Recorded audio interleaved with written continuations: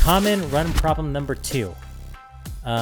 This one I think is extremely common to our age groupers. I wanted to put it early in the show because of that. This is where an athlete begins to struggle holding their goal pace for no big reason other than just good old-fashioned fatigue, right? So you have a goal pace, you have the pace your RaceX told you should be able to hold for your run, or you have a certain time in mind where, okay, I want to try to hold this pace for the run. You know, you're clocking along, you're doing good, and then just all of a sudden you're just starting to fade, starting to slow down, heart rate's creeping up, and there's not an injury, you're not dehydrated, there's no tangible reason. Chris, if we see that goal slipping away and we're struggling to hold the pace that we feel like we should be able to hold, what do we do? Yeah, it's tough. And, you can do as much planning as you can. And especially if you're using, I always say, use a smart tool, like TriDot for, a shameless plug, but it matters to not just have a pace plan based on your pace, but have a pace plan based on your environment, the conditions, and to have at least one eye on your heart rate as well. Like I would even say focus on heart rate over pace. And so if the pace is slowing down for some reason, as long as your heart rate is where it needs to be, you're okay. You're adapting for the environmental conditions. Maybe it's a little more humid than was forecast. Maybe the heat just came up a lot higher than what was forecasted, even by RaceX that gets the weather forecast and, kind of adapts for it.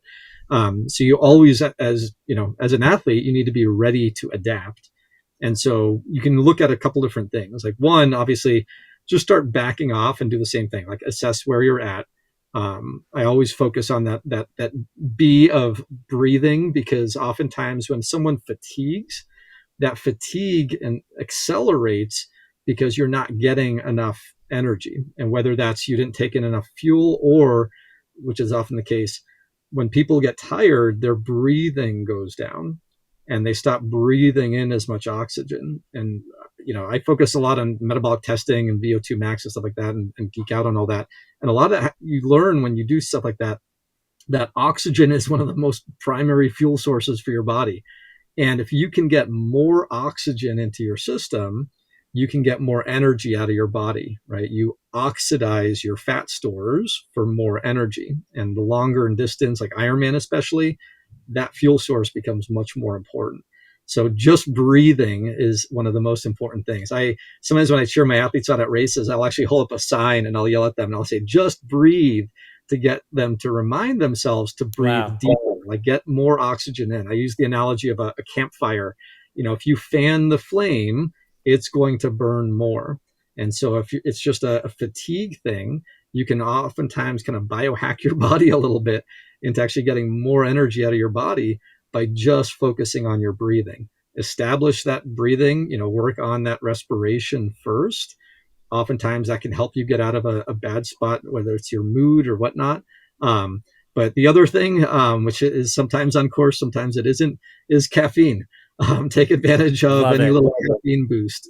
So sometimes if the pace is just dropping down, maybe you didn't get enough energy in, but maybe more calories isn't the solution, but just that extra little kick, that extra little bump can help. But if you do start using caffeine, continue to use it, because if it's a long event and you kind of come off that caffeine high, the crash can sometimes be worse on the other side. Like I've had actually at least 2 Ironman races where I got so tired on the run, I'm like, I can't continue. And I actually sat down on a park bench and took a mini nap for a couple of minutes, and then picked myself back up again once I felt like, okay, maybe I just need to focus on my breathing. Maybe I just need to get to that next aid station, get a little caffeine boost, and then was able to continue on. But I needed those couple of minutes just to reassess where I was, have a clear head, because sometimes if you're dehydrated or you have low blood sugar, you're not thinking straight. And so breathing is oftentimes that first step to kind of get you out of that funk. This is episode 297 of the TriAthletes podcast, and I have never heard a coach or an athlete say that during the course of an Ironman, they laid down and took a nap on a park bench. Chris, I'm just curious, what race was that you did that? So I've done that at 2 so far. One was Ironman Arizona, and it's right before the hill, if you know the hill on the back side of the far side of the course. I sure do. I found a little dark spot. It was still, I was, trying to be, not doing anything that would be high risk. So I was on a park bench that was right along the run course, so people could see me. If somehow I passed out or whatever, somebody was there.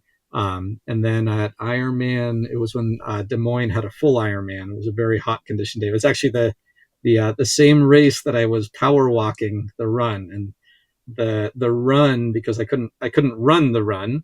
I had to walk the run. I was wearing a knee brace and everything with the meniscus issue I had. I was just out there for so long, and it was a very, very hot day, and I just got in that dark spot, late in the race.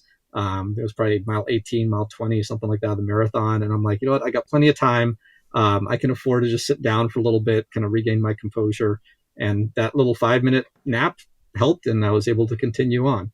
But I would say if you ever feel that way, like first and foremost, don't go off into the bushes somewhere. Find a place where other people are around you and can help you in case it's something else that's at play. Yeah, and really, what that, it's almost a comical like version of it, right? It's the extreme side of this, but it gave you a chance to reset, right?